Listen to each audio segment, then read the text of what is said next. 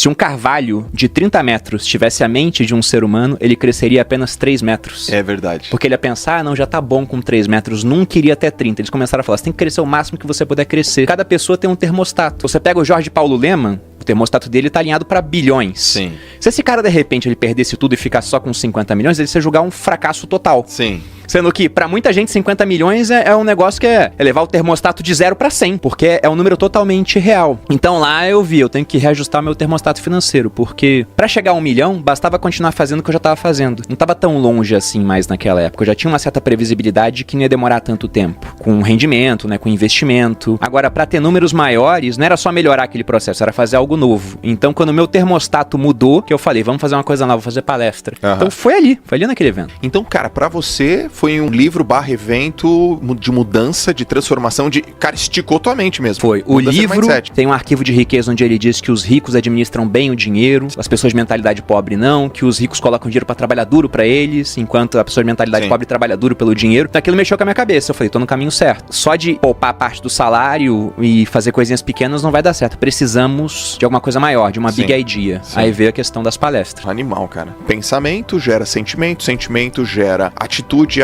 gera resultado. No dia que você entrar no restaurante, pedir uma comida e não olhar o preço, você tá no caminho certo. Cara, eu usei isso. Ele até proíbe pedir frango nesse dia. É verdade. É verdade. Essa fórmula, pensamentos, sentimentos, atitudes, ações terminando em resultado é muito usado hoje em dia, todo mundo fala disso. Sim.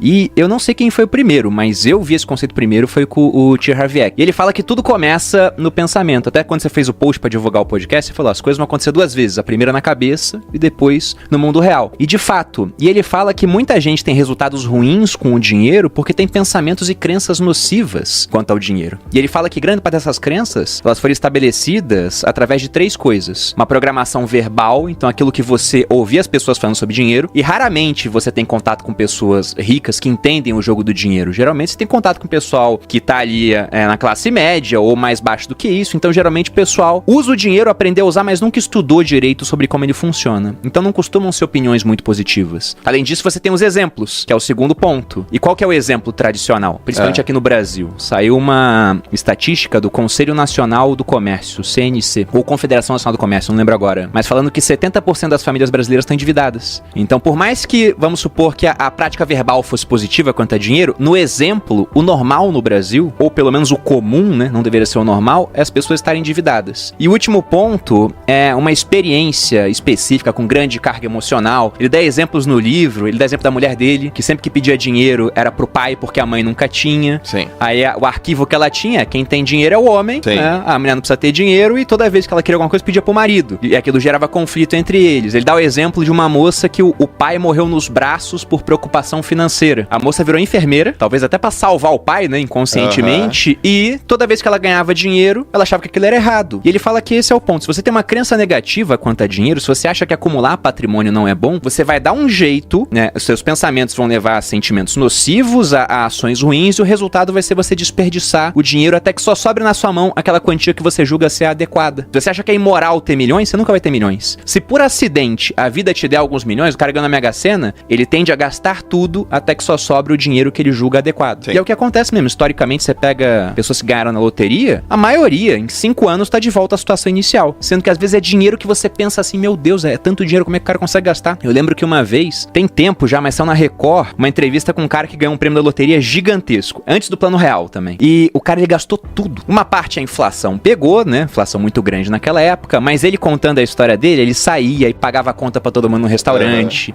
Ele não lavava roupa. Ele comprava roupa, sujava e jogava fora.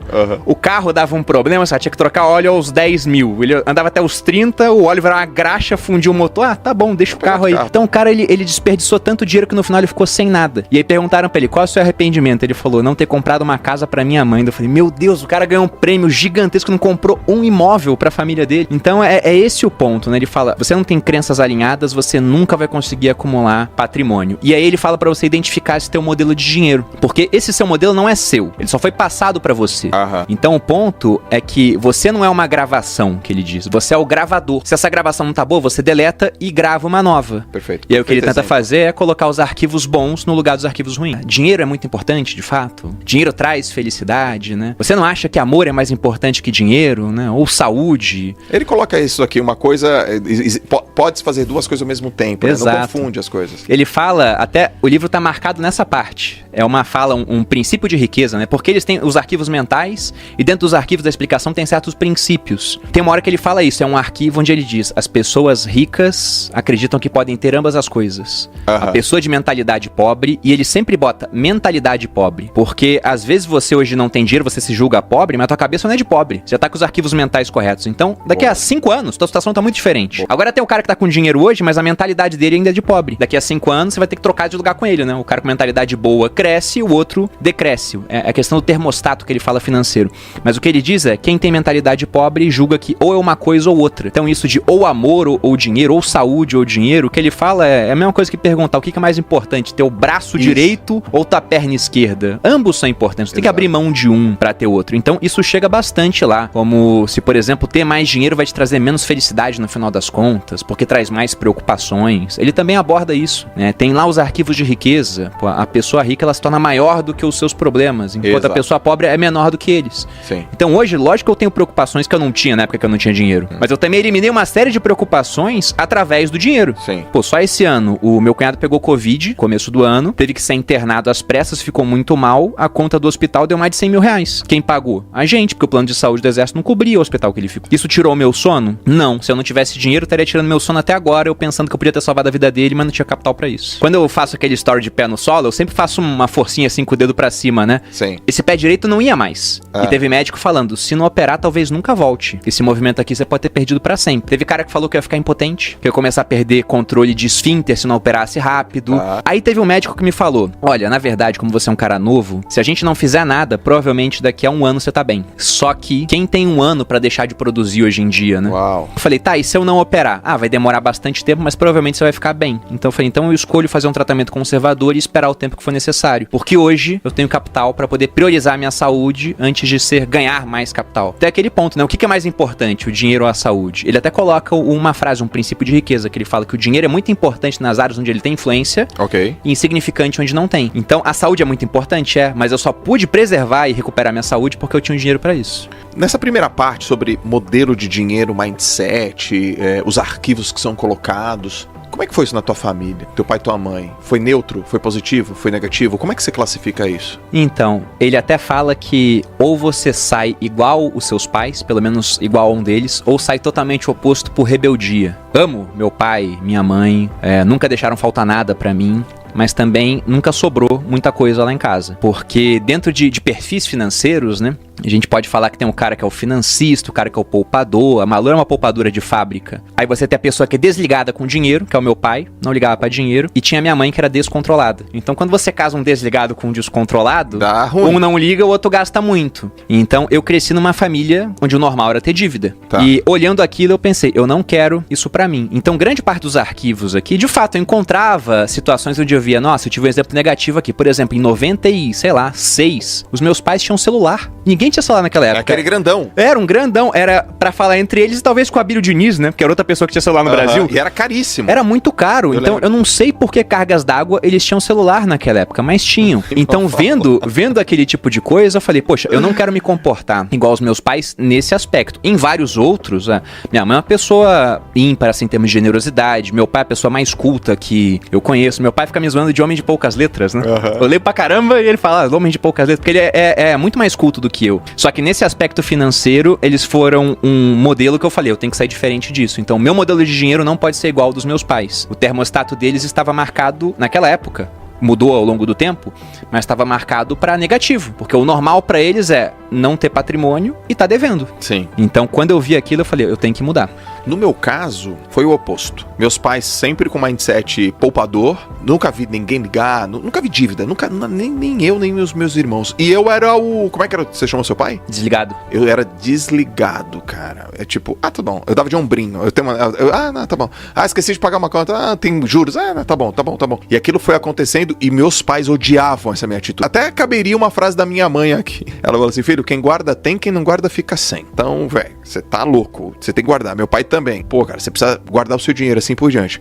No meu caso, foi o que mais me incomodou no mindset, que não foi o mindset dos meus pais, que era o meu mindset, é que eu era aquele cara que o dinheiro entrava. Eu nunca fui um cara que ganhei pouco, mas eu não via. Ele escoava. Você nem sabia pra onde? Cara, eu não sabia.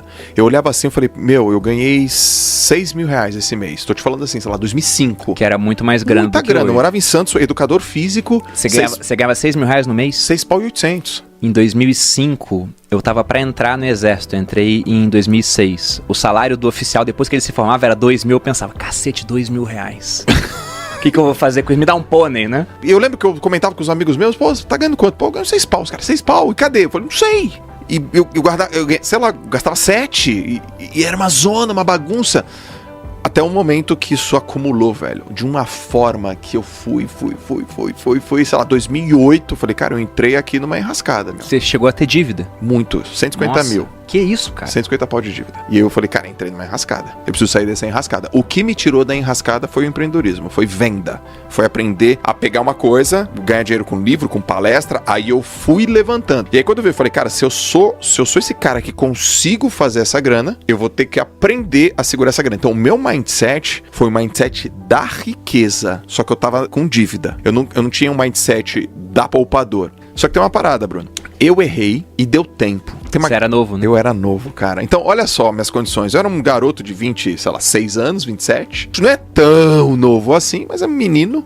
Vamos dizer assim, eu me considerava um menino mentalmente falando, mas eu morava com os meus pais, não tinha esposa, não era casado, não tinha filho, e as minhas dívidas eram dívidas relativamente bobas e simples. O quê? Um carro, uma coisa boba assim, né? E deu tempo de recuperar. Mas tem gente que não tem, né, cara? Não tem. Quanto mais novo você é, né? Vou parafrasear aqui o Ludovic von Mises. Falando de países, ele fala que o país rico, ele pode se dar ao luxo de adotar caminhos insanos por mais tempo que o pobre. E trazendo para pessoas, né? A pessoa rica ou a pessoa jovem pode fazer isso por mais tempo do que a pessoa não rica ou a pessoa que já tá com uma idade mais avançada. Porque, de fato, se você pegar uma fórmula de juros compostos, lá você tem o capital inicial multiplicado por uma taxa de juros elevada ao tempo. Então, o fator exponencial é o tempo, né? Quanto mais tempo você tem, melhor. Até eu gosto de falar que em filme de vampiro, todo vampiro é rico. É verdade. Por quê? Porque o cara, ele tem o tempo infinito, pô. Se ele investiu $1 lá no começo do século XIX, ele tá rico agora. Tem uma parte do livro que se encaixa justamente nesse teu começo até você mudar. As pessoas ricas acreditam na seguinte ideia: eu crio a minha própria vida. As pessoas de mentalidade pobre acreditam na seguinte ideia: na minha vida as coisas acontecem. Sim. Cadê o dinheiro? Tá indo. Foi indo, você deixou acontecer até uma hora que falou, não, pô, agora eu tenho que fazer acontecer então pra resolver. E aí você assumiu as rédeas da sua vida. Autorresponsabilidade, né? Cara, é muito simples, né? Eu lembro que tem uma peça de teatro antiga, eu tava lendo outro dia, até coloquei um trechinho numa aula que eu já dei, que o nome era Tea Party, né? Festa do chá. E aí tinha um trecho onde uma senhora, ela ia num psiquiatra, ou um psicanalista, não lembro agora. Aí ela tava refletindo sobre os problemas dela, né? Daí uma hora ela chegou com uma conclusão e o psicanalista aplaudiu aquilo, ela falando, eu acho que tudo na minha vida que tá dando errado é culpa minha. Ele falou, e por que você acha isso? Ela falou, porque se não for culpa minha, eu vou culpar quem? Deus? O destino, né? Forças superiores? Sim. Se for culpa deles, eu não posso fazer nada. Agora, se eu pensar que é tudo culpa minha, então tá tudo nas minhas mãos para que eu possa mudar. Exatamente. Basta assumir as rédeas da minha vida. E de fato é isso.